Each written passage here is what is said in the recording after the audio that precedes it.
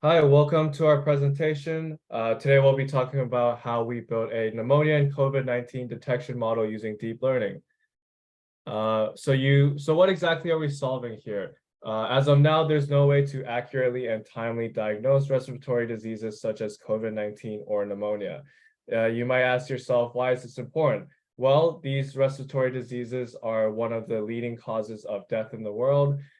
In the US, it's actually the sixth leading cause of death from infectious diseases, and it is associated with roughly 50,000 deaths each year.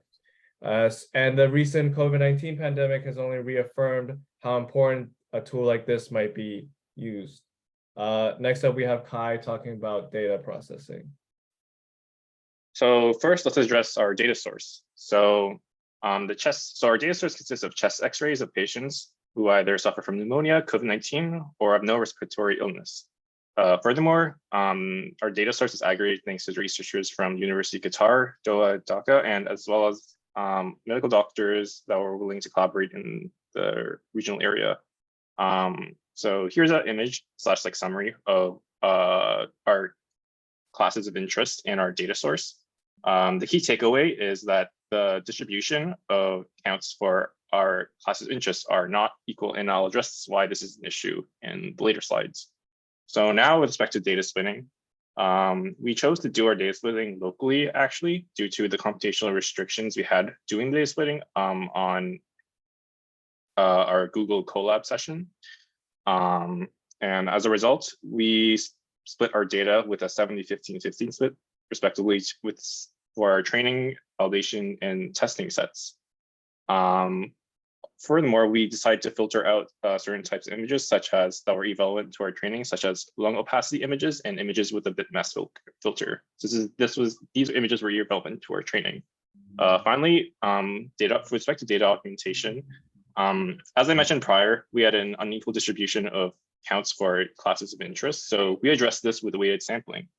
And finally, the goal of the overall data augmentation process was to learn better features and prevent overfitting. And here's a diagram of some of the data augmentation techniques we applied for a COVID image. And next, Jumo will address the initial model of our convolutional neural net. The initial model that we started off with was the VGG16 model that we learned in class. This is a widely used CNN model for image classification. With this model, we were able to get a validation accuracy of 86%, but we knew that there were better models out there for medical image analysis. And we decided to use the 1-to-1 DenseNet, which is a widely used model in the medical space. And with this model, we were able to get an 89% final validation accuracy. We used a 4-layer ANN on top of the pre-trained DenseNet in order to get this accuracy. But one of the problems we had was that the graph was underfitting. So in order to improve this, we decided to add more neurons to each of our ANN layers. And we also decided to introduce batch normalization to improve the time efficiency of training our model. This brought us to our final model, which was a mixture of the pre-trained 1-to-1 DenseNet and our own ANN, which had 4 layers. And with this model, we were able to receive a final accuracy of 89%. Here's a small demo of us using our model.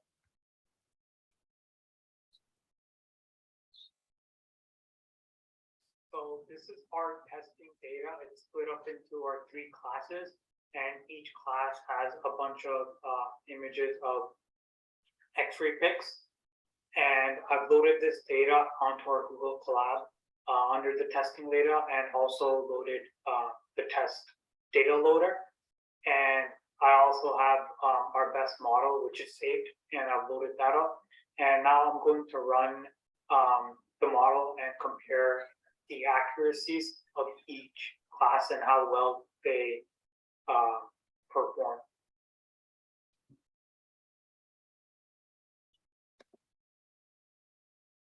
So here are the results. these are the individual accuracies of each class.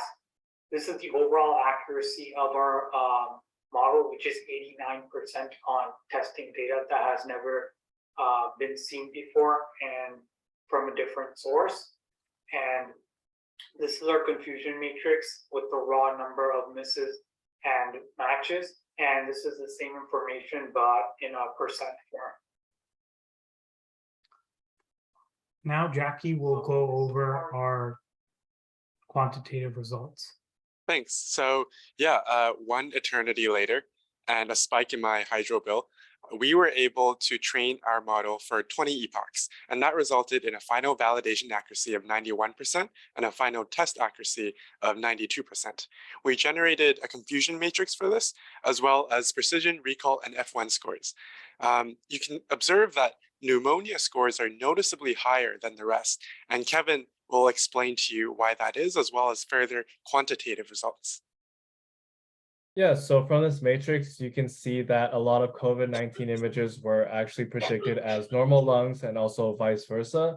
The reason for that, or at least why we think that might be, is because the lung x-rays in the COVID patients, especially in the early stages, sort of look normal. So you can see a side-by-side comparison here.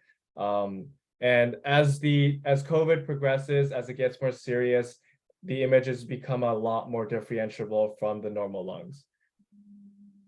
And that's it for our presentation. Thank you so much for listening.